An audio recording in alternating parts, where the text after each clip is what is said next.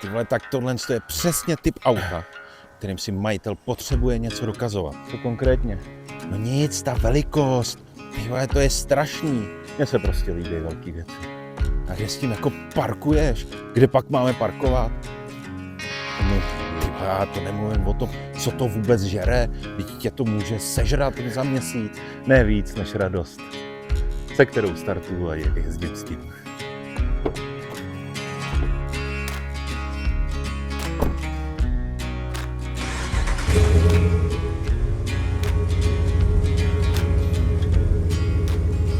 Takhle velký auto neznamená, že si majitel s ním musí něco dokazovat. Vyprdněme se na tyhle předsudky toho čecháčství klasického a pojďme se chovat jako normální lidi. Ať už nepotkáváme